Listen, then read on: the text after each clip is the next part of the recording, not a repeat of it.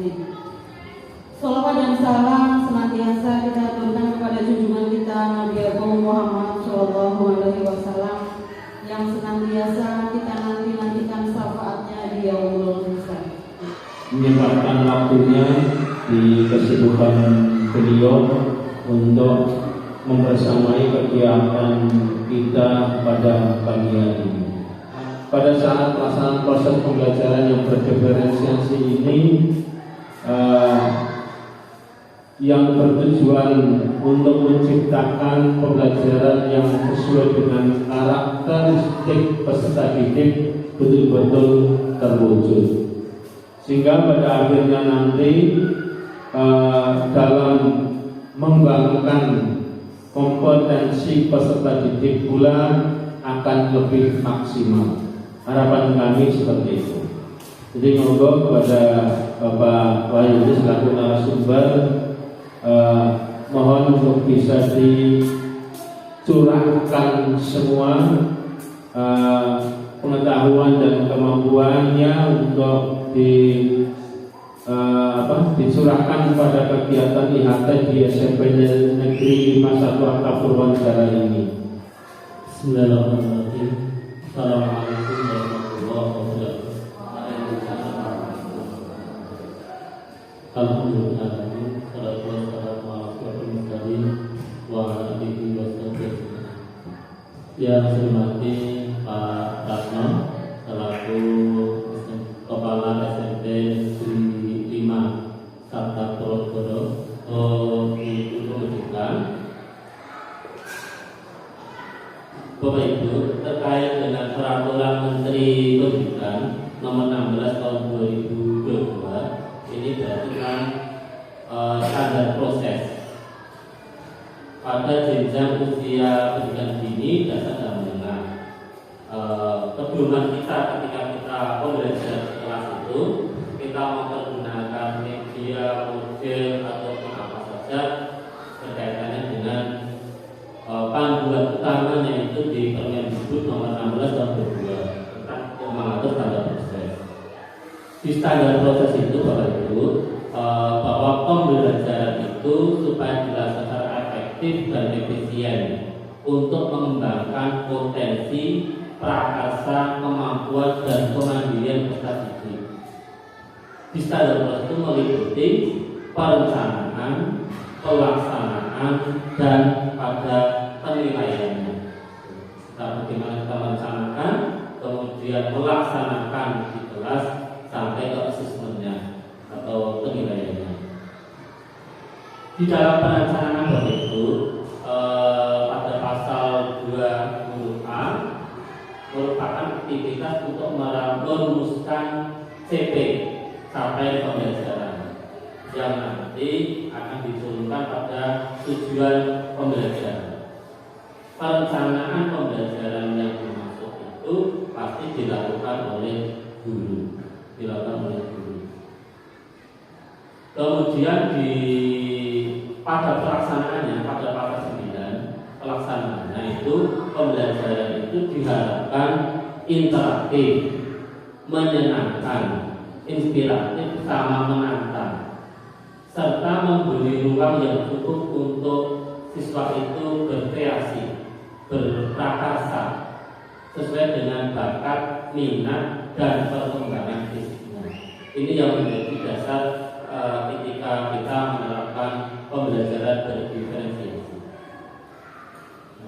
Bapak Ibu, apakah Bapak Ibu sudah menerapkan pembelajaran berdiferensiasi? Sudah, Dik? Insya Allah sudah. Hanya saja memang kita agak menyadari bahwa itu pembelajaran berdiferensiasi. Tujuan kita belajar, kemudian kita untuk ketika kita mengajar itu untuk siapa? Karena kita mengajar itu kan sesuai dengan tugas kita sebagai guru. Nah, tapi tujuannya itu untuk siapa? Pasti tujuannya adalah untuk siswa. Kita mengajar untuk peserta didik.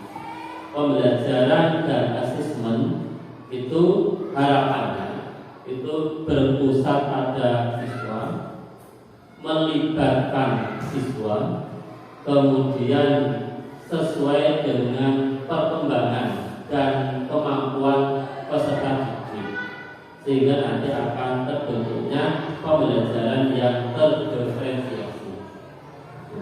Nanti saya share saja materi itu saya kirim ke kepala nanti. Pembelajaran yang diharapkan ketika saya tanya ke panjenengan itu, mengapa kita perlu mengetahui prinsip pembelajaran dan asesmen itu, pasti jawabannya kayak gini. Ketika saya tanya satu-satu, jawabannya ya ada yang jawab tentunya agar pembelajaran bisa efektif. Kemudian yang satu lagi jawab menyenangkan, selain efektif juga menyenangkan Pak. Yang lain jawab jangan lupa pembelajaran juga harus bermakna.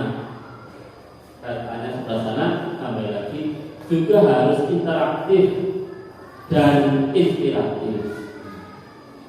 Ada juga yang jawab pembelajaran harus memotivasi partisipasi dari seluruh siswa. Kemudian ada lagi jawab saya selalu memberi ruang bagi peserta didik untuk berkreasi. Jadi ketika panjenengan saya tanya itu jawabannya kayak gitu. Okay. Ini idealnya. Jadi ideal itu nanti bisa dicapai secara pelan-pelan, tidak bisa ujuk-ujuk langsung semuanya ini. Ya menyenangkan, ya efektif, ya bermakna, ya inspiratif, ya memberi motivasi siswa, ya memberi ruang untuk siswa berkreasi, ya ada yang terdiferensiasi gitu. Nanti ini adalah suatu proses. Kita juga belajar untuk menuju lebih baik. Prinsip pembelajaran secara teori Bapak Ibu, ini harapan dari Ibu sana itu paling ada, yaitu sesuai dengan perkembangan peserta didik. Ya, misalnya itu ketika kita minum obat, anak usia 5 tahun, usia kemudian 8 tahun, usia di atas 12 tahun, pasti dosisnya juga beda-beda. Ketika kita memberikan materi mengajar di kelas, harapannya juga disesuaikan dengan perkembangan peserta didik. Kemudian yang kedua, selain disesuaikan adalah inspiratif, yaitu menyenangkan dan bermakna. Selain itu, mengembangkan kompetensi berkarakter. Selanjutnya, relevan sesuai dengan lingkungannya dan berorientasi pada masa depan. Kalau di agama Islam itu ada kata alif ya, didiklah anakmu mengikuti zamannya dia nanti akan hidup. Jadi bukan dididik untuk zaman sekarang, tapi kita didik untuk mengikuti zamannya dia. Jadi berorientasi ke depan. Nah, itu tadi prinsip pembelajaran. Sekarang ada prinsip penilaian, asesmennya. Paling tidak sudah ada 5, yaitu terpadu dengan proses pembelajaran sebagai umpan balik bagi pendidik ataupun orang tua terhadap perkembangan peserta didiknya. Kemudian netral, sederhana dan informatif, valid, adil, proporsional, sama dapat dipercaya, sama reflektif. Reflektif ini bisa digunakan sebagai acuan untuk perbaikan ke depan. Jadi setiap pembelajaran di kelas harapannya ada refleksi. Ketika kita di kelas satu tatap muka, pastikan ada sebelum penutupan ada kegiatan refleksi. Kita tanya, bisa paham atau belum? Ya. Kalau belum, berarti sebagai itu pemasukan bagi kita harus mana yang diperbaiki, direfleksi. Nah, Kita tanya, apa yang sudah kamu pelajari dari ini? Kata guru pada muridnya. Jadi sebagai bahan ada refleksi itu ketika pembelajaran setiap tahun.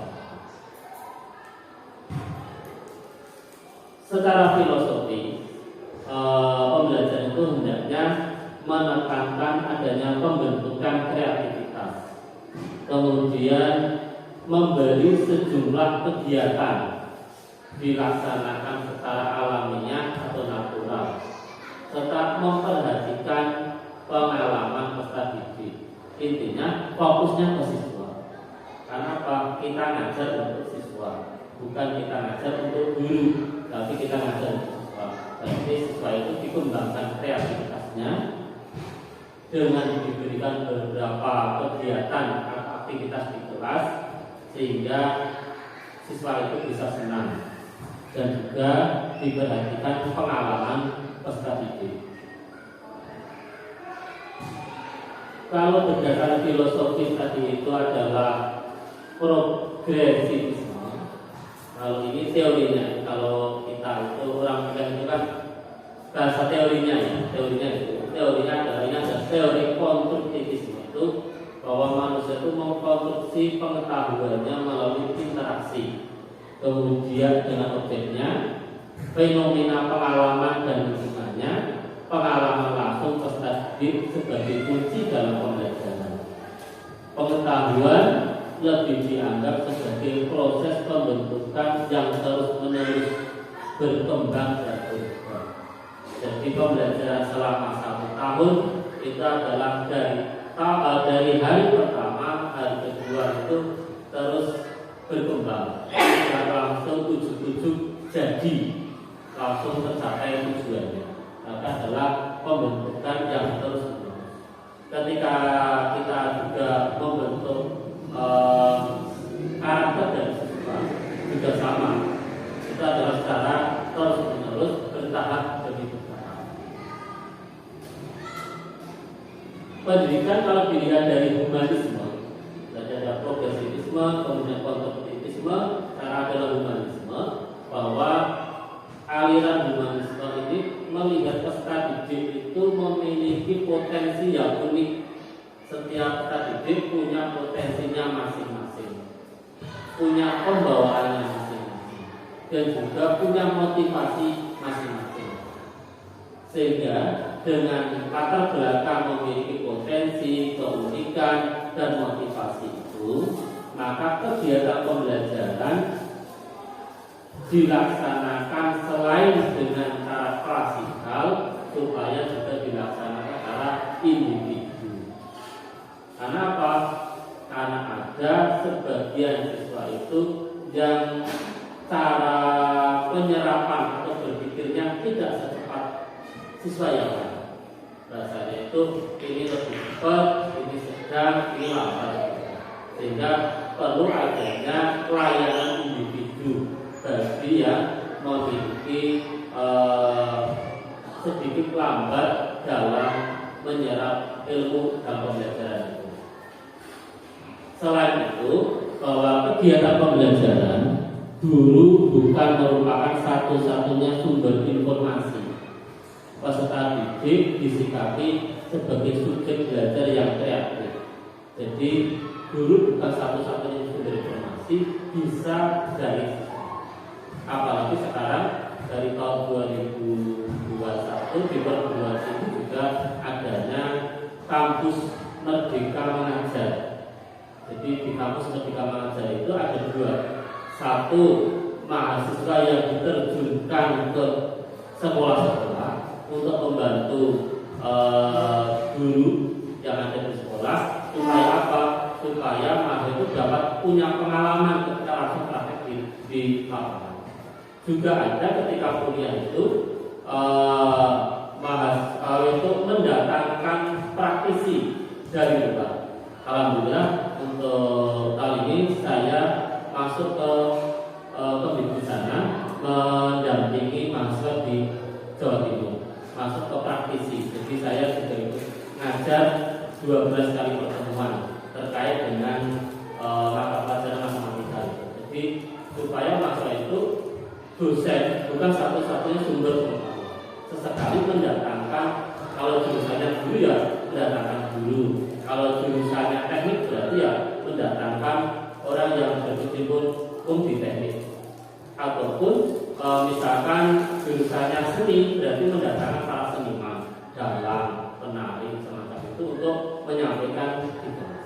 Begitu pula dengan kita, harapannya sesekali tidak hanya guru, bahwa ada orang tua ataupun rekan yang lain itu yang didatangkan ke kelas untuk berbagi ilmu terhadap siswa.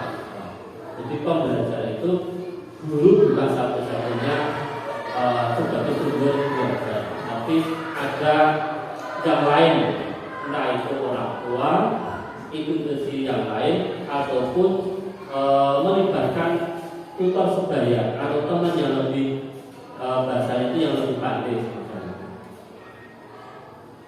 Konsep pembelajaran berdiferensiasi adalah melakukan pembelajaran berdiferensiasi bukan berarti guru harus melakukan 32 cara yang berbeda. Muridnya kan ada 32 cara, berarti memperlakukan siswa 1 beda, siswa 2 beda, siswa 3 beda. Kalau kayak gitu mumet itu bukan semacam itu. Jadi bukan mengajar dengan 32 cara yang berbeda. Apalagi nanti pindah di kelas misalnya 7A, ada 32 siswa lagi, caranya beda lagi. Nah itu nanti kita nggak cover gitu ya, mempersiapkannya. Pasti akan jadi mumet sendiri. Jadi bukan mengajar dengan 32 cara yang berbeda. Kemudian bukan pula berarti bahwa guru itu harus memperbanyak soal terkait dengan soal siswa 1 dikasih ini, soal B siswa B dikasih soal ini, soal C ini. Bukan dibeda-bedakan semacam itu. Jadi caranya tidak 32, jumlah soalnya juga tidak 32 macam juga.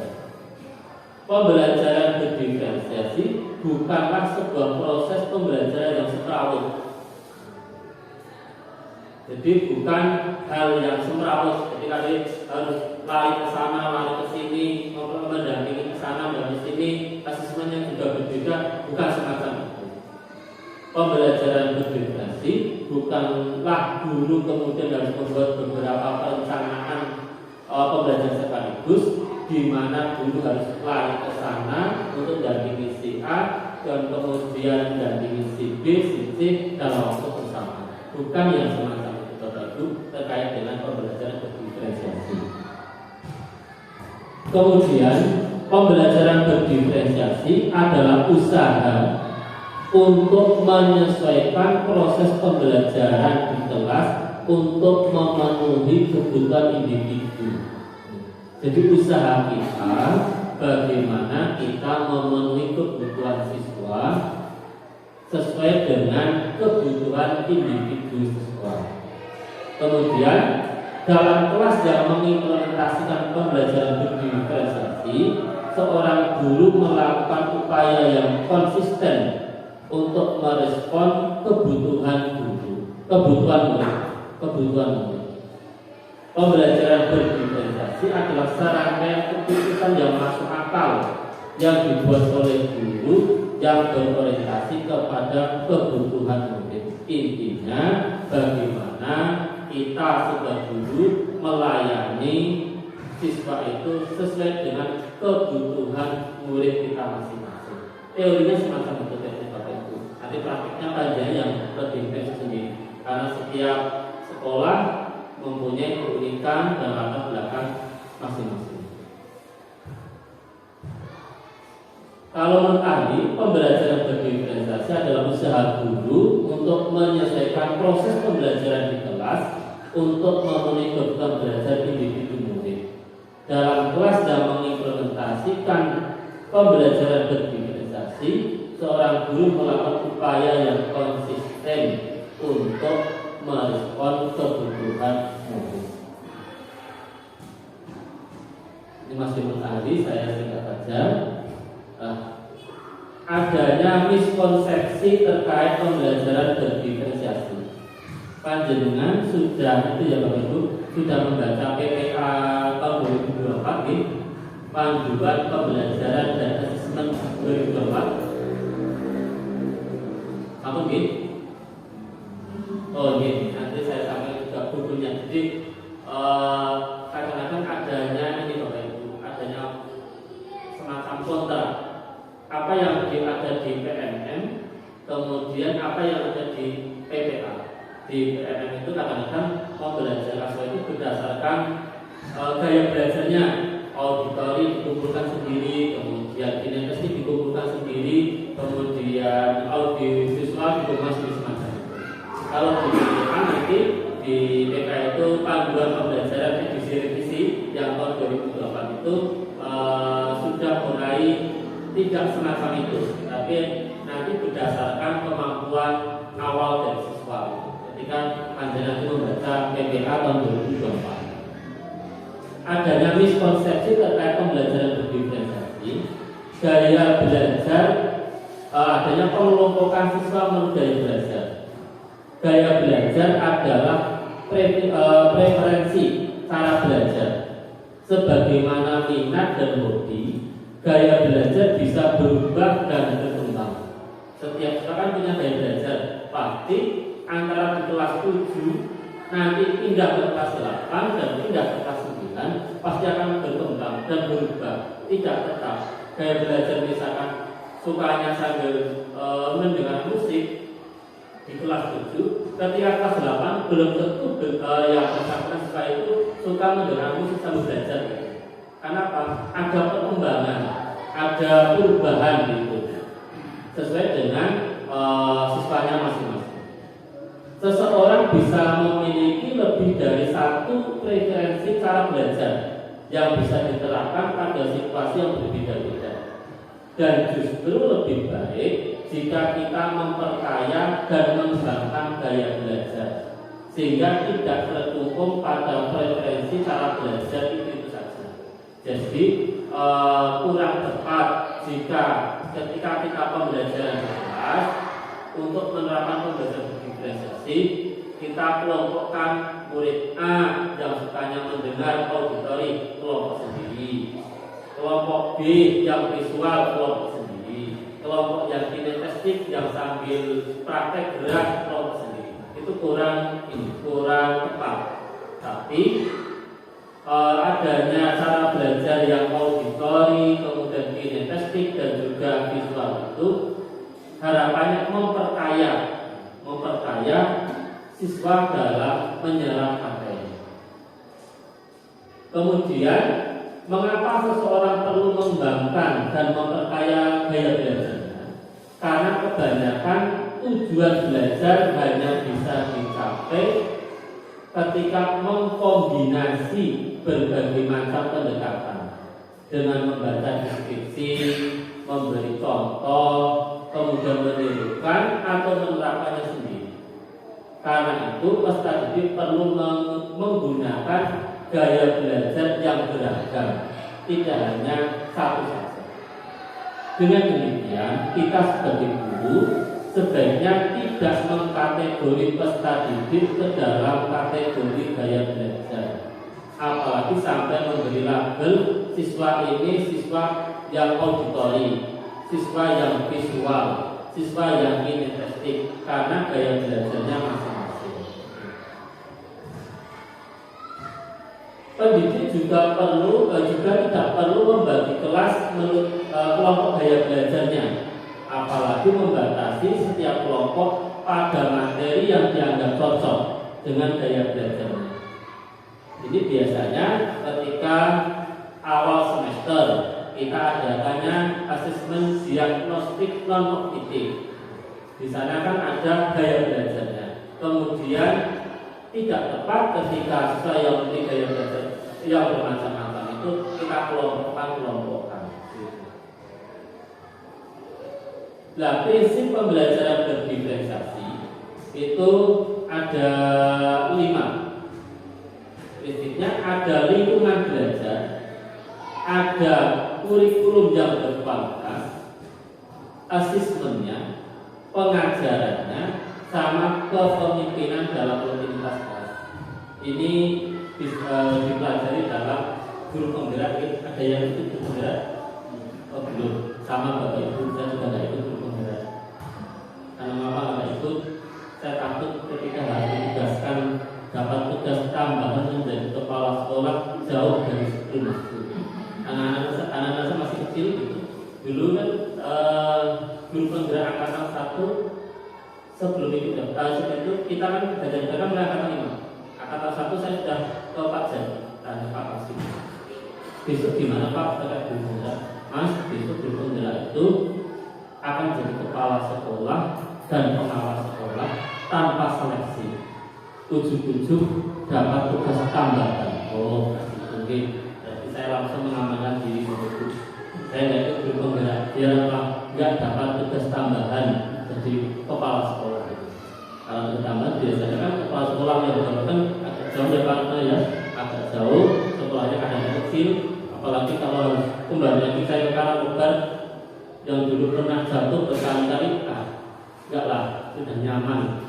Hanya 1 kilo dari rumah itu sudah nyaman. Sehingga saya tidak cedera. Tapi saya juga mempelajari materi guru penggerak itu. Jadi prinsip-prinsip pembelajaran cerdas itu adalah lingkungan belajar, kurikulum berkualitas, asesmen berkelanjutan, pengajaran responsif, sama kepemimpinan dan rutinitas kelas.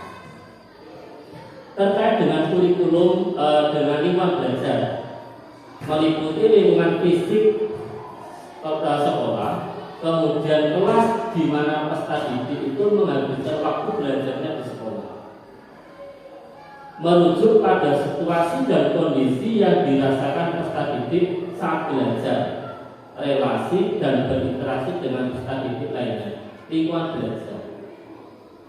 belajar harus mendukung pada pembelajaran berdiferensiasi. Selain lingkungan belajar, kurikulum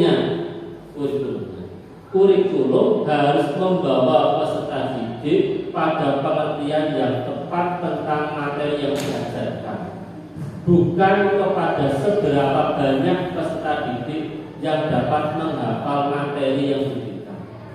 Kalau menghafal materi berarti hanya kelihatan kognitif saja, tapi adalah seberapa banyak itu yang harus disampaikan. Kemudian asesmennya untuk pembelajaran berdiferensiasi meliputi 3: asesmen formatif awal, kemudian asesmen formatif proses, dan asesmen sumatif yang berkualitas. Formatif awal berarti ketika awal semester atau awal memasuki bab baru. Kemudian formatif proses dalam proses kayak misalkan penilaian harian, kemudian juga tugas-tugas dari ketika kita masuk ke kelas kan ada tugas, ada PR, maksudnya ke formatif proses.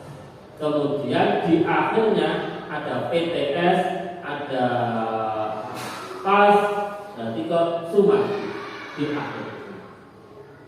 Kemudian pengajarannya harus responsif. Melalui asesmen formatif, guru dapat mengetahui apa kekurangan dalam membimbing peserta didik untuk memahami si pelajaran. Guru harus merespon, mengubah pengajarannya sesuai dengan kebutuhan siswa. Kemudian guru dapat memodifikasi rencana yang sudah dibuat dengan kondisi atau situasi lapangan sesuai dengan hasil asesmen yang dilakukan sebelumnya.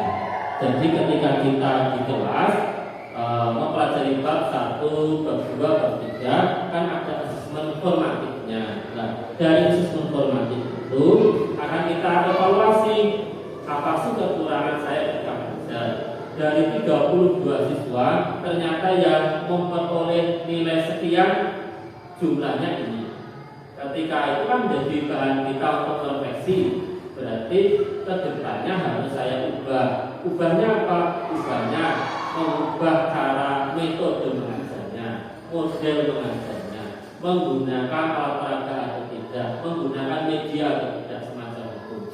Itu sebagai pengajaran yang responsif terhadap kekurangan-kekurangan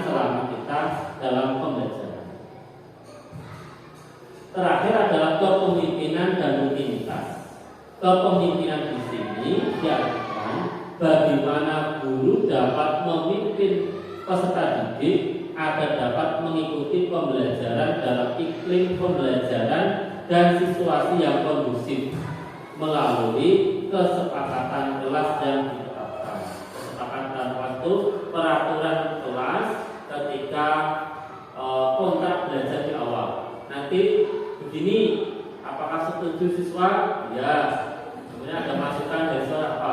Sehingga terbentuknya adanya, kalau di guru penggerak itu ada namanya kesepakatan kelas. Kesepakatan kelas itu kesepakatan satu kelas yang diperoleh dari diskusi guru dan murid bahwa selama satu semester atau selama satu tahun nanti pembelajarannya harus begini.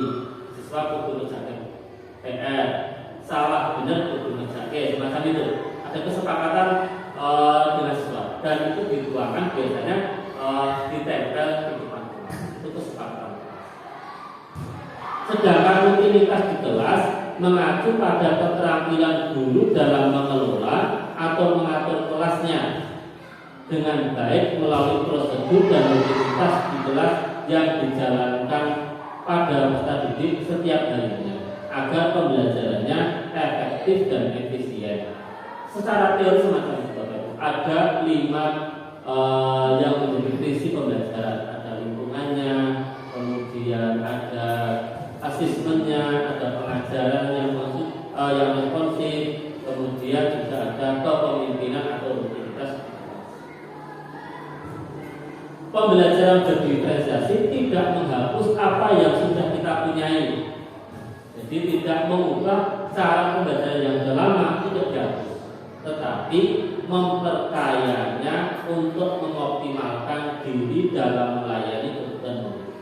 Jadi bukan yang lama-lama, gaya-gaya lama itu dihapus, ditiadakan, tapi adalah ini bentuk memperkaya cara kita mengajar biar sesuai dengan kebutuhan murid. Bagaimana memulai untuk pembelajaran berdiferensiasi? Cara memulainya adalah kita harus memahami murid. Jadi sebelum kita melaksanakan pembelajaran berdiferensiasi, yang pertama adalah harus memahami murid. Memahami murid itu ada 3 minimal, yaitu kita identifikasi kebutuhan murid berdasarkan kesiapan belajar, profil belajar, sama minatnya. Jadi kebutuhan murid itu datang ke sini ke kelas berarti membawa potensi 3. Kesiapan belajarnya bagaimana, kemudian profil gaya belajarnya bagaimana, serta minatnya pada bidang apa. Jadi harapannya kita seperti guru tahu, guru di TK itu paham betul. Kalau saya sendiri, saya termasuk guru yang nggak hafal siswa. Dari 5 kelas atau 4 kelas yang diajar, nggak semuanya hafal. Jadi paling hafal hanya hafal separuh atau lebih. Apalagi kalau hanya ngajarnya kelas 9. Kelas 9 itu berarti yang terhafal. Memang saya sendiri kelemahannya tidak bisa menghafal siswa, terutama yang di kelas 9. Kalau kelas itu kan lebih mudah menghafal. Harapan itu ketika kita sebelum memulai pembelajaran berdiferensiasi, kita mengidentifikasi kebutuhan murid berdasarkan kesiapan belajar, profil belajar, sama minat. Profil belajar siswa mengacu pada cara bagaimana kita sebagai individu yang paling baik belajar. Bisa dilihat dari lingkungannya. Lingkungan siswa itu dia berasal dari daerah pedesaan atau perkotaan, bising atau tidak, dari pegunungan, daerah rapi atau tidak, atau budayanya. Budayanya itu yang santai, astruktur, pendiam, ekspresif, personal atau impersonal. Itu setiap siswa kan punya gayanya masing-masing. Ada yang santai, ada yang menengan, ya. Ada yang ekspresif, berarti kan banyak tingkah, itu kelas seperti itu. Nah, budayanya dia. Gaya belajarnya setiap siswa punya gaya belajar tadi itu visual, auditory, kinestetik. Kemudian selain itu dia punya multiple intelligency, kecerdasan yang majemuk. Jadi tidak hanya kecerdasan di bidang kognitif, ada juga kecerdasan yang misalkan pinter nyanyi, pinter olahraga, di bidang seni semacam itu, kecerdasan yang majemuk. Jenis-jenis gaya belajar. Jenis gaya belajar tadi ada tiga, visual, auditory, sama kinestetik. Belajar visual itu yang suka melihat, harus ada tayangan gitu. Kemudian auditory, belajar dengan mendengar. Kemudian kinestetik, belajar dengan melakukan gerakan. Belajar auditorial atau auditori itu cirinya mudah mengingat kata-kata dari cerita atau lagu yang didengarnya. Saya sebagai sekarang usia 43 tahun masih ingat ketika dulu zaman di TK diceritain sama guru Kancil Nyolong Timur. Masih ingat. Kenapa? Berarti auditorinya ingatan kata-kata dan cerita itu masih terngiang sampai sekarang. Ketika dulu zaman di TK, saya kan TK-nya kan TK desa gitu ya, di TK yang kan itu dulu gurunya sering bercerita.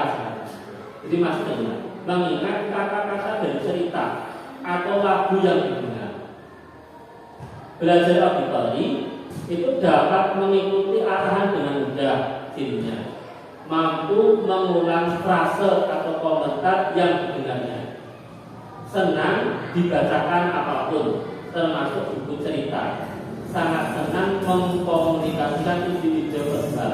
Kadang-kadang ada anak yang sukanya auditori, ketika diceritain dia lebih mudah ketika mendengarkan cerita auditori.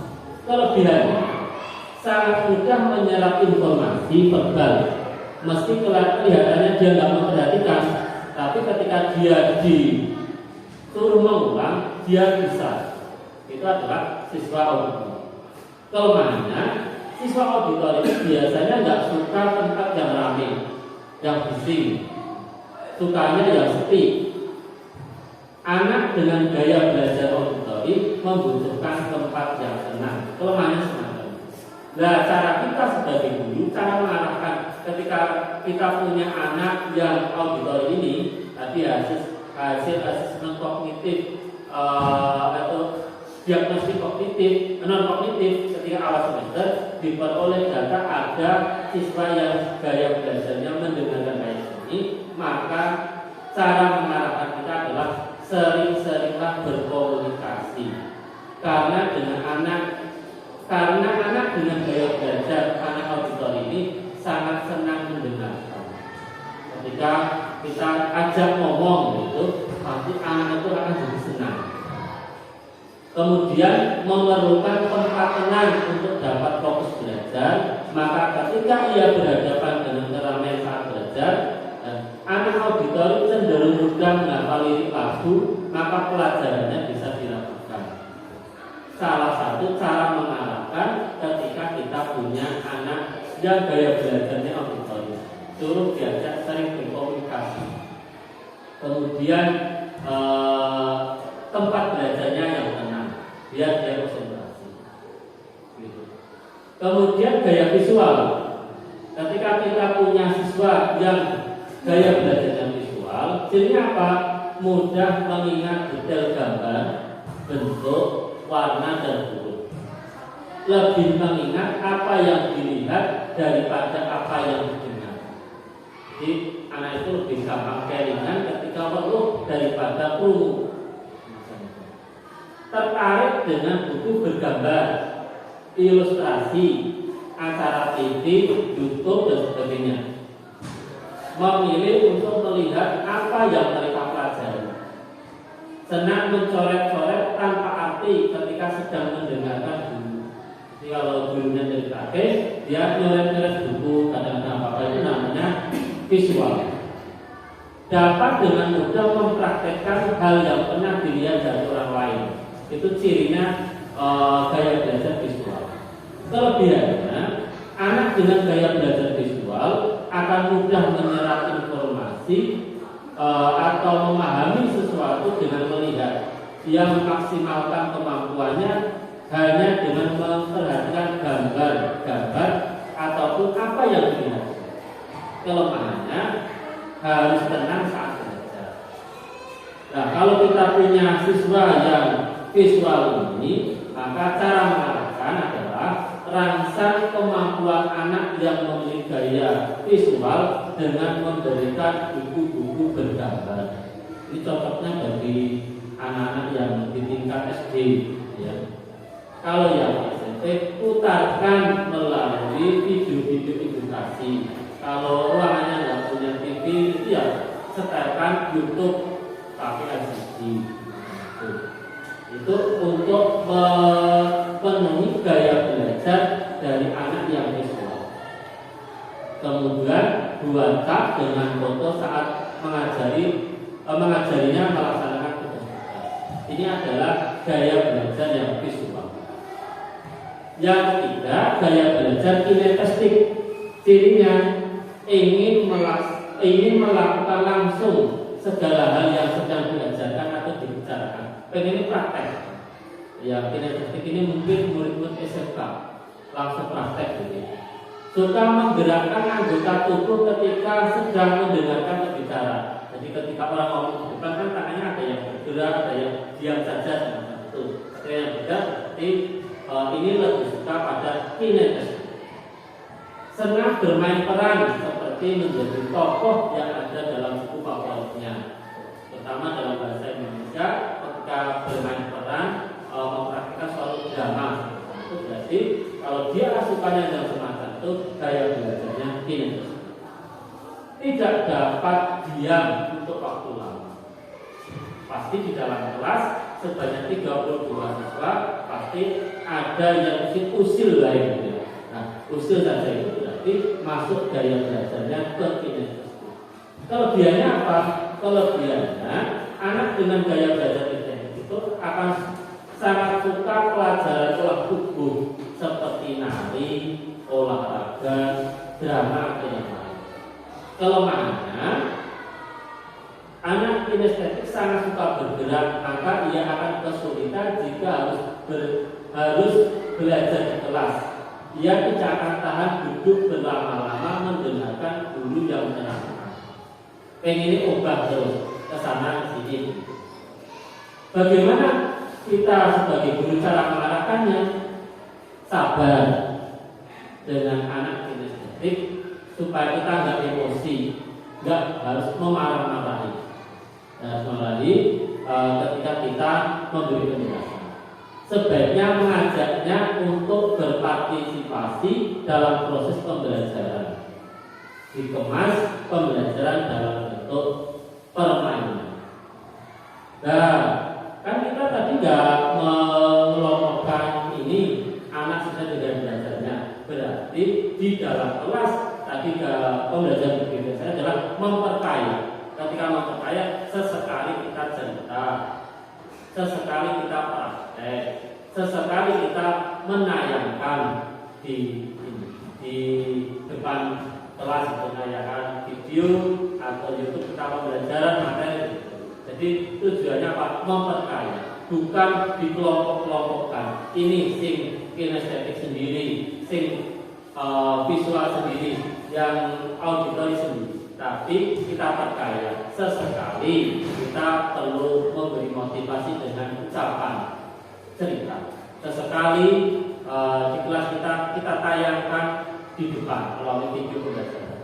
Dan sesekali kita praktek sesuai dengan mapel kita masing-masing.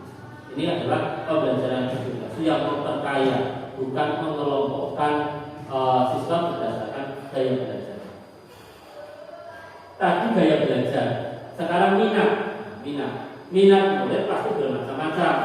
Ada yang senang terhadap seni, teknologi, matematika, sejarah, senangnya jalan-jalan, senangnya musik, senangnya teater, dan siswa memiliki minat sendiri-sendiri. Harapannya sebelum kita menerapkan pembelajaran diferensiasi, kita memahami minatnya masing-masing. Selain tadi gaya belajar, minat yang ketiga adalah kesiapan belajar. Sejauh mana kemampuan pengetahuan dan keterampilan peserta didik itu untuk mencapai tujuan. Pengetahuan dan keterampilan awal yang sudah dimiliki oleh peserta didik itu akan dibahas, kemudian akan ditindaklanjuti nanti dengan mempergunakan apa ketika dalam pembelajaran berdifferensiasi. Gaya belajarnya, minatnya, sama kesiapan belajar murid. Jadi sebelum kita melakukan pembelajaran berdifferensiasi, kudu ngerti telu: kesiapan belajar, gaya belajar, sama minat. Bagaimana caranya? Caranya kita melaksanakan asesmen formatif di awal pembelajaran dengan berbagai teknik. Tekniknya tidak hanya satu, boleh memilih di antara teknik ini.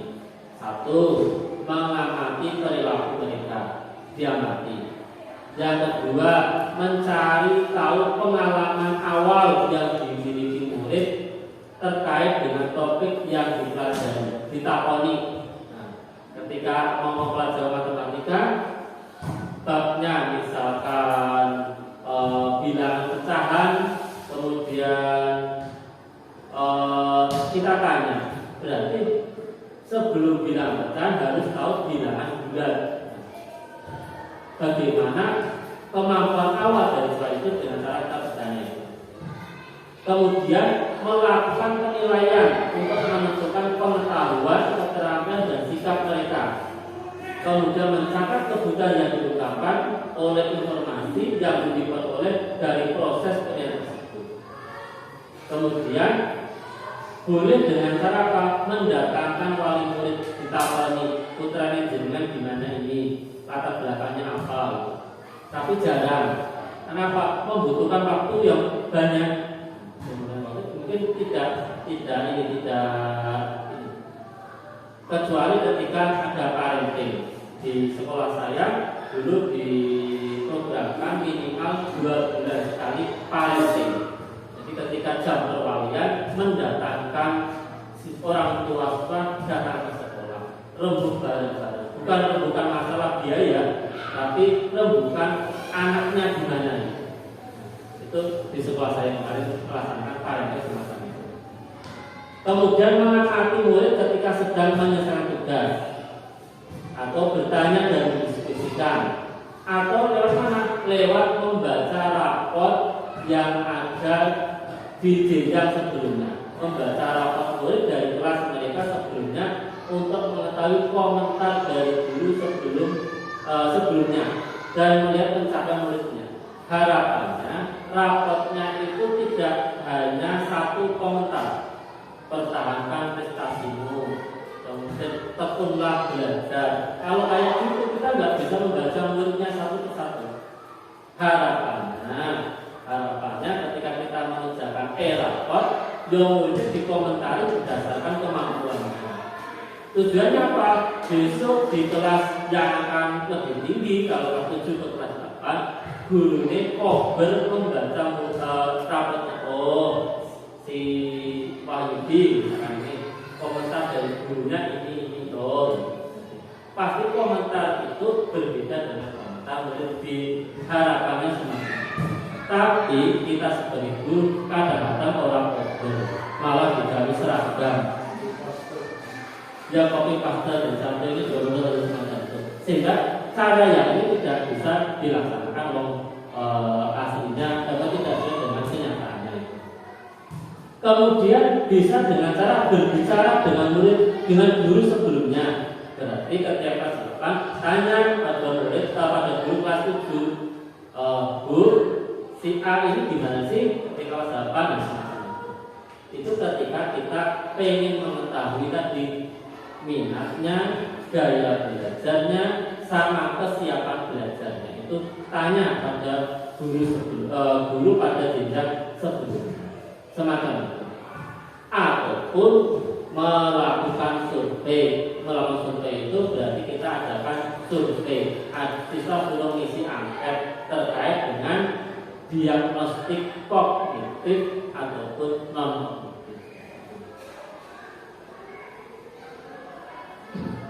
Ini untuk cara yang tadi untuk mengetahui tentang sikap siswa pada tahap awal.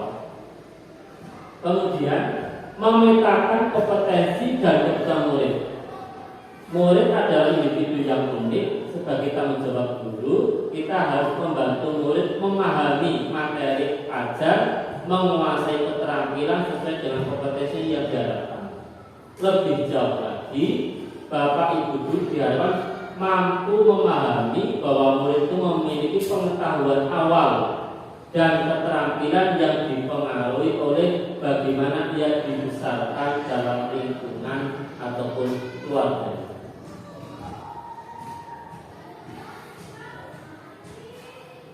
Nah, identifikasi kebutuhan kognitif. Untuk mengidentifikasi kebutuhan kognitif murid dapat dilakukan. Contohnya melakukan identifikasi awal pada saat memulai tahun ajaran baru. Bertanya langsung bahasa apa yang mereka gunakan. Setelah diidentifikasi awal, dilanjutkan dengan validasi dengan berbagai cara. Antara lain, menyampaikan topik-topik yang akan dipelajari, lalu bertanya pendapat murid tentang topik dan mengamati kemampuan berbahasa murid dalam menyampaikan jawaban. Membuat tulisan bebas tentang topik yang diamati murid, apa alasan dan manfaat mempelajari topik tersebut. Kemudian melakukan pre-assessment, membuat beberapa pertanyaan tentang topik yang akan dipelajari. Ini ketika kita mengidentifikasi yang kognitif. Tadi kan ada non kognitif sama kognitif. Yang kognitif ini caranya. Kalau non kognitif tadi adalah gaya belajarnya, minatnya, sama kebutuhan. Jenis diferensiasi itu ada 3, yaitu diferensiasi konten, diferensiasi proses, sama diferensiasi produk. Guru dapat melakukan salah satu atau kombinasi di antara ketiganya. Jadi dalam proses pembelajaran kita tidak harus menerapkan ketiganya, kontennya, prosesnya, produknya. Tapi boleh salah satu, boleh dua, ataupun kombinasi 1 dan 3, 2 dan 3, atau 1 dan 1 berdasarkan kemampuan. Diferensiasi proses menyelaraskan kebutuhan murid dengan tujuan pembelajaran. Yang pertama adalah diferensiasi proses. Guru mengeksplorasi berbagai aktivitas dan strategi untuk mengajar setiap materi, kepada murid. Contohnya dengan dibentuk kelompok sesuai dengan tujuan pembelajaran masing-masing murid. Murid yang berkembang membutuhkan banyak instruksi langsung didampingi. Sedangkan murid yang kompetensinya unggul dapat belajar secara mandiri. Maksudnya apa? Ketika kita pembelajaran di kelas, ditanya kemampuan awalnya apa? Nah, ketika sudah diperoleh, maka dikelompokkan ini siswa yang agak lambat, ini siswa yang menengah, ini siswa yang lancar gitu. Nah, yang menengah dan yang lambat tadi perlu dampingan khusus. Sedangkan siswa yang unggul bisa belajar mandiri atau diberi soal yang lebih tinggi atau diberi materi yang lebih tinggi semacam itu. Itu adalah diferensiasi proses menurut PPA 2024. Kemudian ada modifikasi konten atau diferensiasi konten. Guru dapat memodifikasi konten atau isi pembelajaran untuk setiap murid. Tetapi sebelumnya guru juga harus menentukan konsep utama yang harus dikuasai oleh setiap murid sebagai modal. Sehingga begitu murid menemukan soal yang kompleks, maka dapat mengerjakan dengan baik. Maksudnya gimana ini? Maksudnya ketika kita mempelajarkan suatu materi, misalkan dibuat 5 tujuan. Tujuan pertama 1, 2, 3, 4 gitu. Nah, di dalam 5 tujuan itu siswa ditentukan satu tujuan itu adalah KKTP-nya, kriteria ketuntasan tercapainya tujuan pembelajaran. Siswa yang sedang atau siswa yang lambat cukup dianggap mencapai KKTP ketika menguasai 3 atau 4 tujuan pembelajaran. Tapi siswa yang pintar dia ketika dianggap memiliki KKTP-nya ketika dia menguasai 5 tujuan pembelajaran. Jadi sesuai dengan kemampuan awalnya. Sama seperti ada cinta gitu ya. Seseorang punya anak, kemudian di sekolah A gitu ya. 2 anak itu, yang satu sudah pintar bahasa Inggrisnya, yang satu yang belum. Ketika yang satu itu yang belum tadi sudah sedikit menguasai, berarti perkembangannya baik dari tidak menguasai menjadi sedikit menguasai. Tapi kalau yang sudah menguasai tetap menguasai, berarti perkembangannya apa? Konstan, tetap saja, berarti tidak memiliki perkembangan yang signifikan semacam itu. Itu adalah cara memodifikasi dengan konten. Kemudian modifikasi produk.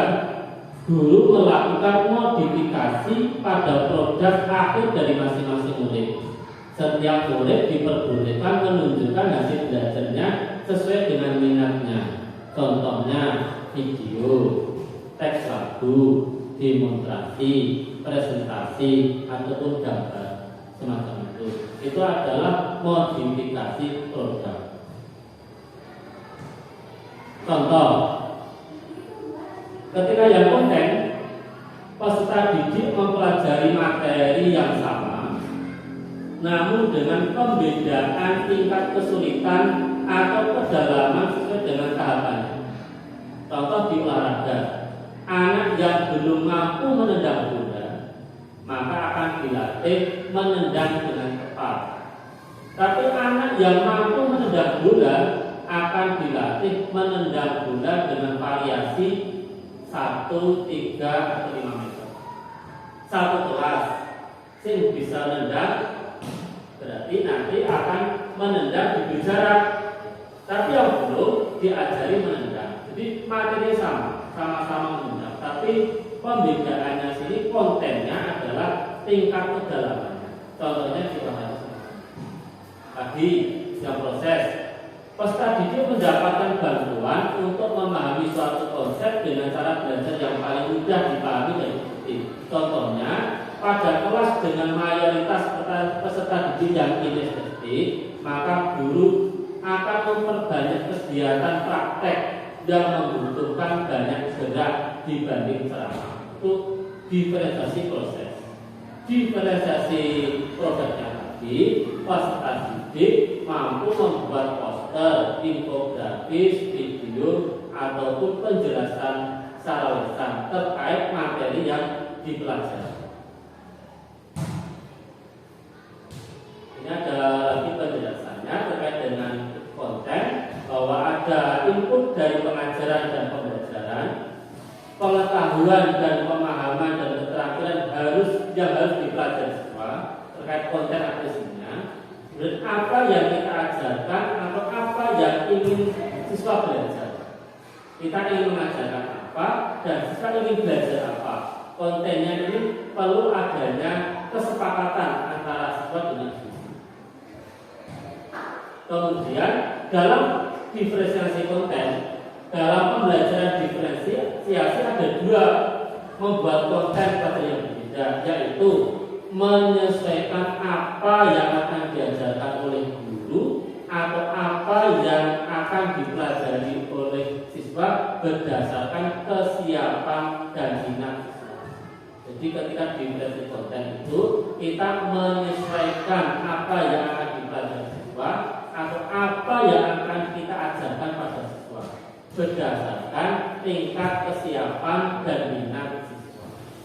Kemudian menyesuaikan bagaimana konten yang akan diajarkan atau dipelajari itu akan disampaikan oleh guru atau dibuat oleh peserta didik berdasarkan gaya belajarnya masing-masing. Jadi apa yang akan kita ajarkan atau dipelajari oleh siswa itu berdasarkan kesiapan, minat, sama gaya belajarnya. Strategi diferensiasi konten, strategi kita cara untuk mendiferensiasi konten itu menyajikan materi yang bervariasi, menggunakan kontrak belajar, menyediakan pembelajaran ini, menyajikan materi dengan berbagai model pembelajaran, sama menyediakan berbagai sistem yang mendukung. Diferensiasi konten yang ada pada PPA Modul 4, konten itu materi yang akan diajarkan. Pendidik memahami capaian minimum peserta didik. Misalnya pada materi bahasa Indonesia, peserta didik diminta untuk membaca dan memahami suatu teks bacaan. Jika ada peserta didik yang memahami teks tersebut lebih cepat, maka pendidik dapat memberi tantangan dengan membaca teks yang lain. Jadi ketika ini pedoman di PPA itu, ketika di mata pelajaran bahasa Indonesia bahwa peserta didik bisa membaca atau memahami teks bacaan, misalkan teks bacaan yang ada di buku, yang lebih cepat berarti suruh membaca bacaan yang lain. Itu adalah diferensiasi konten. Kontennya diperkaya. Kemudian untuk diferensiasi proses, yang dimaksud dalam proses pada belajar ini adalah kegiatan yang dilakukan peserta didik di kelas. Kegiatan yang dimaksud adalah kegiatan yang bermakna bagi peserta didik berdasarkan pengalamannya di kelas.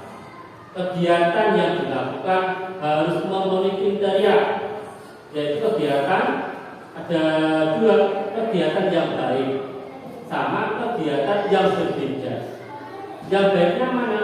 Yaitu kegiatan yang menggunakan keterampilan informasi yang dimiliki oleh peserta didik.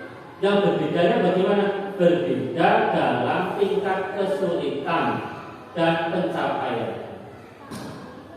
Ini contohnya untuk diferensiasi proses.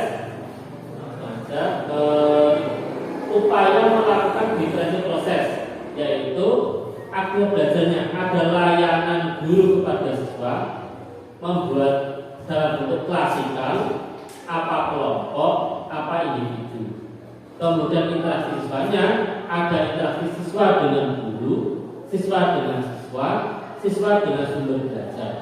Dan aktivitas siswanya ada aktivitas fisik, aktivitas mental, sama aktivitas sosial. Untuk upaya melakukan diferensiasi proses ini, memberi perhatian pada murid untuk belajar sendiri, atau belajar berpasangan, atau belajar berkelompok. Jadi berdasarkan pengetahuan awalnya siswa. Ketika siswa itu memiliki pengetahuan yang sudah tinggi, maka bisa tanpa ada pendampingan dari guru. Kalau kemudian dia sedang, kemudian dia harus ada pendampingan semacam itu. Kemudian memberi dampingan atau bimbingan yang berbeda bagi siswa yang siap, kurang siap, ataupun belum siap. Memberikan kebebasan pada murid memilih belajar berdasarkan minatnya. Untuk upaya lagi dalam diferensiasi proses adalah diferensiasi proses berdasarkan kesiapan. Ketika berdasarkan kesiapan, ada berdasarkan minat, sama berdasarkan proses belajar. Berdasarkan kesiapan mencocokkan kompleksitas tugas dengan tingkat pemahaman dan keterampilan siswa. Kemudian memberi siswa pilihan tentang aspek topik yang menjadi spesialisasi atau bantu mereka menghubungkan minat dengan pribadi dan tujuan yang masuk akal. Kemudian diferensiasi yang berdasarkan proses belajar adalah mendorong siswa untuk memahami ide dengan cara belajar yang disukai. Dalam diferensiasi proses, kita bisa mengembangkan strategi pembelajaran. Ada tutor sebaya, ada tim TPS, tim Pet and Share, kemudian ada kontrak belajar, yang semuanya itu berdasarkan kesiapan peserta didik.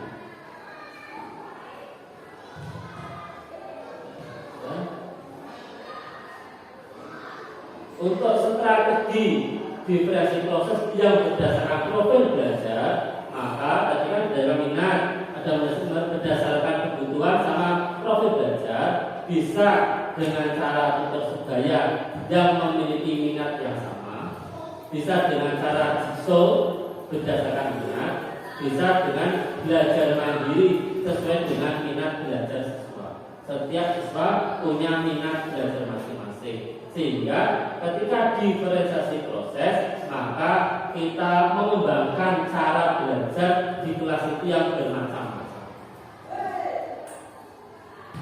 Pembelajaran diferensiasi proses berdasarkan PPA 2024, alternatif 1, berdasarkan asesmen yang dilakukan di awal pembelajaran, peserta didik di kelas yang sama dibagi menjadi 2 atau lebih kelompok menurut capaian belajar mereka.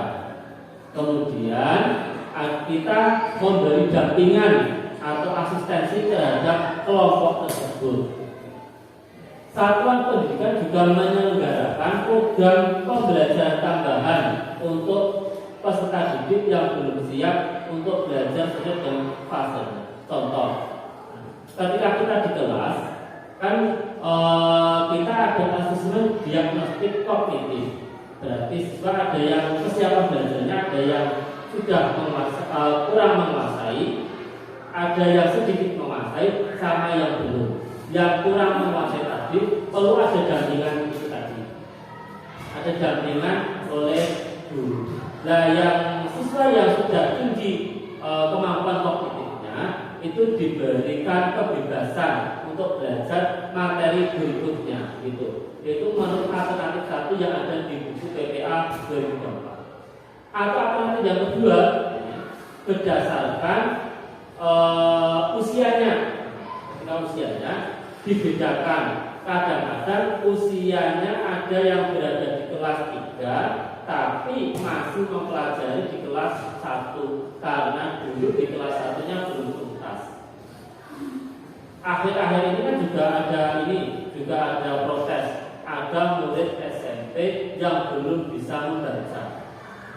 Itu berarti yang alternatif kedua tadi, adanya bis SMP seharusnya belajar membaca itu ketika di SD. Berarti pendidik memberikan pendampingan sesuai kebutuhan belajar. Agar bisa mengikuti teman-temannya, perlu ada pendampingan dari siswa yang tadi itu misalnya contohnya belum bisa membaca. Itu adalah termasuk diferensiasi proses. Alternatif yang ketiga yaitu berdasarkan asesmen awal, pendidik mengajar seluruh peserta didik di kelasnya. Untuk sebagian kecil peserta didik yang belum siap, kemudian pendidik memberi pendampingan setelah jam pelajaran berakhir, atau memberi komunikasi kepada siswa, memberi pendampingan penguatan di rumah. Jadi tidak pembelajaran di kelas, tapi jam tambahan setelah jam pelajaran selesai, atau didatangi ke rumah. Harapannya semacam itu, harapan dari buku panduan PPA 2024. Kemudian terkait dengan diferensiasi produk. Diferensiasi produk, hasil akhir dari pembelajaran yang berdiferensiasi itu berdasarkan kemampuan siswa, berdasarkan pemahaman siswa, di mana produk yang dihasilkan itu pasti akan berbeda-beda.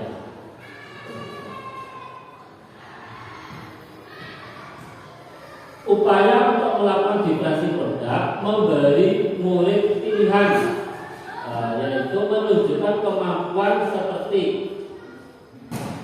kemampuan siswa itu bisa diwujudkan dalam bentuk tulisan, diagram, atau demonstrasi atau video. Kemudian memberi pilihan tugas sesuai dengan kesiapan khususnya, yaitu tugas yang standar, yang menantang atau sangat menantang. Kemudian memberi pilihan modal presentasi, lisan, infografis atau audiovisual. Maksudnya bagaimana? Maksudnya hasil akhir dari pembelajaran itu setiap siswa itu diberi kebebasan dalam menyatakan kemampuannya, Misalkan kemampuan siswa disuruh untuk baca puisi atau membuat puisi. Nah, membuat puisinya itu ada yang siswa membaca dan baca puisi itu dalam bentuk tulisan. Ada lagi gawe TikTok, membaca puisi di TikTokan kemudian dikirim ke gurunya berupa video atau dalam bentuk demonstrasi di kelas, tidak di video, tidak dalam lembaran itu, tapi membaca di depan kelas didengarkan bersama-sama oleh siswa dan guru. Semacam itu. Kalau semacam itu berarti demonstrasi tadi yang bermacam-macam tadi itu guru dalam menilai juga harus tidak hanya standar, tapi berbagai macam standar.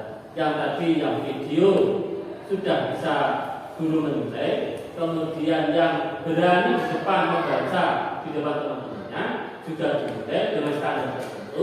Kemudian yang hanya dalam bentuk tulisan juga dinilai dalam bentuk standar tertentu.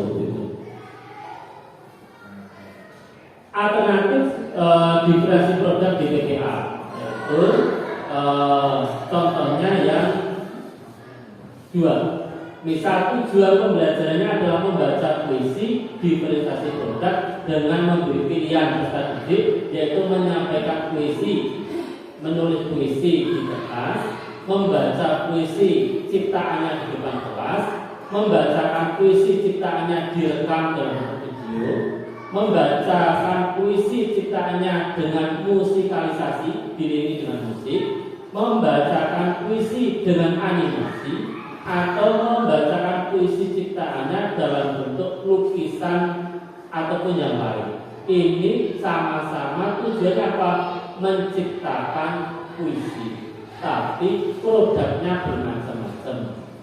Tujuannya menciptakan puisi, tapi hasilnya macam-macam. Menulis tok menertas, hanya membacakan di depan, atau membacakannya direkam dikirimkan ke gurunya, atau membaca puisinya diiringi dengan musik, atau membaca tapi dengan animasi, kemudian atau membaca puisi ciptaannya dalam bentuk lukisan atau sebagainya. Ini adalah contoh diferensiasi produk siswa itu berdasarkan kemampuannya.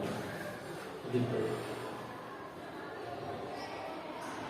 Dengan 3 model diferensiasi tersebut, guru akan dapat menyesuaikan tujuan pembelajarannya berdasarkan konten belajar, ragam aktivitas, kemudian produk akhir murid sesuai dengan kebutuhan dan minat kemampuan. Pembelajaran terdiferensiasi merupakan strategi guru untuk membuat peserta didik itu bergerak semakin mendekati dan mencapai dari titik awal masing-masing menuju ke tujuan akhirnya dengan memaksimalkan potensi yang dimiliki. Jadi pembelajaran terdiferensiasi adalah merupakan strategi guru yang membuat peserta didik itu bergerak semakin mendekati dan mencapai tujuan dari titik awal menuju titik akhir. Itu Bapak Ibu terkait dengan pembelajaran diferensiasi. Masih ada materi persiapan untuk pembelajaran diferensiasi, tapi sudah jam 10. Kita lanjut atau sedikit, saya persilakan saja. Untuk persiapannya tentu saja tadi asesmen awal. Asesmen awal berupa asesmen kognitif, diagnostik non kognitif sama kognitifnya. Yang non kognitif motif untuk mempelajari problemnya, minatnya, sama gaya belajarnya atau minatnya. Kemudian yang kognitif untuk membedakan siswa yang memiliki pengetahuan kurang, sedang, ataupun yang sudah lancar itu. Kemudian ini tadi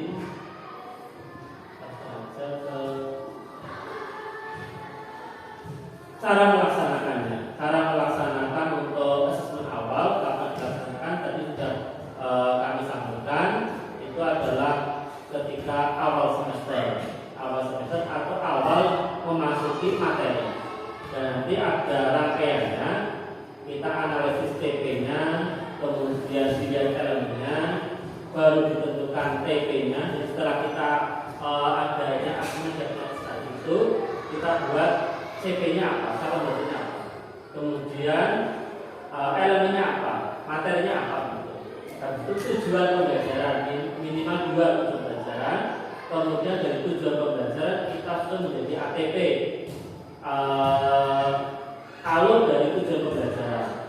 Alur tujuan pembelajaran yang minim di 2 itu, kemudian kita susun menjadi KKTP, kriteria ketuntasan atau tercapaian tujuan pembelajaran.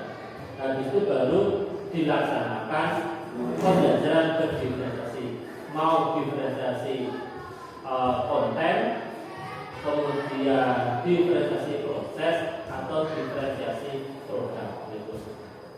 Langsung saja begitu. Untuk asesmen awal tadi sudah saya jelaskan.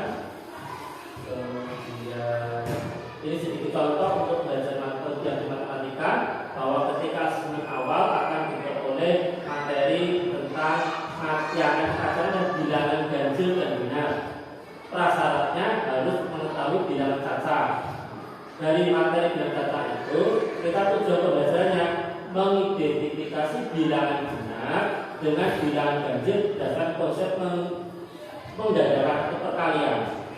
Kemudian indikator tercapainya tujuan belajar itu mengerti perbedaan bilangan ganjil dan genap. Bentuk asesmennya, siswa diminta untuk menuliskan bilangan caca 1 sampai 2 gitu. Kemudian murid diminta untuk melengkapi urutan bilangan caca. Murid diminta untuk mengurutkan. Contoh soalnya ini. Jadi asesmen diagnostik kognitifnya cukup 3 misalkan. Menuliskan bilangan caca 20 tadi, kemudian melengkapi urutan, suruh mengurutkan dari bilangan kecil ataupun terbesar. Nah, dari ini akan dibuat oleh ini. Ada semacam pengelompokan atau kelompok dari hasil asesmen awal itu. Ada siswa A betul semua, dari 3-nya betul semua. Yang B hanya betul salah satu atau betul 2, gitu. Berarti sebagian paham. Kemudian yang C salah semua, berarti anak tersebut belum menguasai terhadap 3 soal tadi. 3 soal tadi adalah diagnostik kognitif untuk mengetahui kemampuan awal siswa. Tindak lanjutnya apa? Yang sudah paham semua dilanjutkan belajar bilangan ganjil atau genap. Kemudian yang salah satu atau salah 2 ataupun yang salah semua memberikan pendampingan atau tambahan belajar untuk menguatkan konsep prasyarat.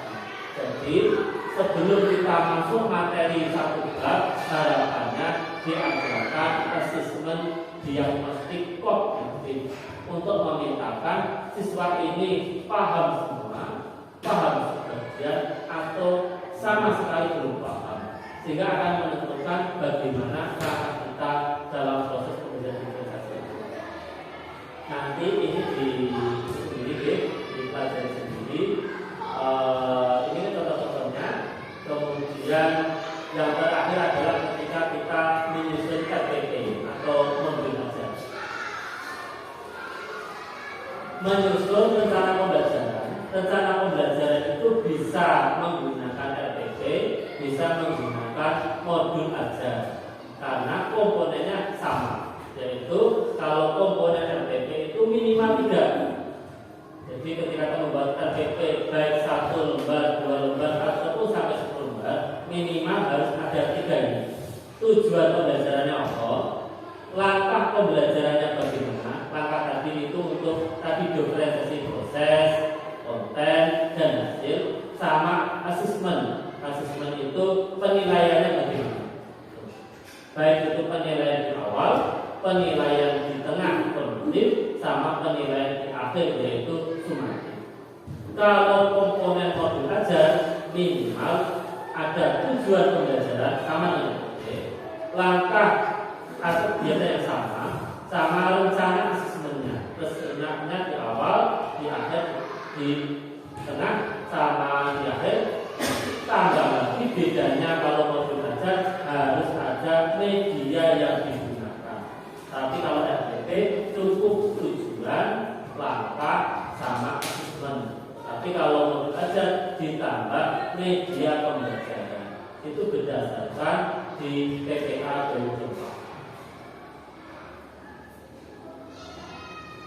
Terima kasih Bapak Ibu telah memilih untuk terus berlatih mempelajari pembelajaran terdiferensiasi yang berpusat pada peserta didik.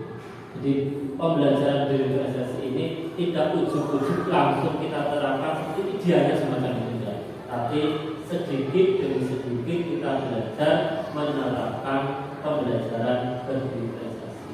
Itu berdasarkan amanat yang ada di kurikulum Merdeka 1. Ini ganti tanggal 20 Oktober nanti ganti presiden, menterinya juga berlatar belakang pendidikan Pak Abdul Mutia. Nanti ini berbeda. Ya kita sebagai prajurit yang berada di paling depan yang mengikuti komandan.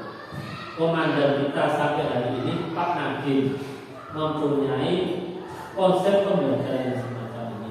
Kita sebagai prajuritnya yang mengikuti komandan, melaksanakan apa yang digariskan di perut.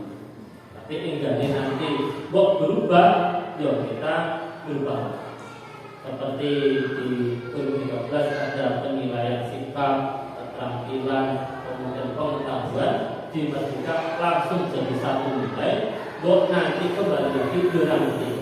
Jadi berdasarkan semacam itu ya kita sebagai orang yang berada di garda terdepan dalam mencerdaskan anak bangsa, ya kita mengikuti regulasi yang ada. Begitu Bapak Ibu yang dapat saya sampaikan. Bukannya saya sok tahu, saya juga belajar. Sama-sama belajar mempelajari pembelajaran berdiferensiasi. Kalau ada yang bertanya atau berdiskusi, silakan. Kalau tidak ada ya nanti saya kembali Bapak Kepala Sekolah.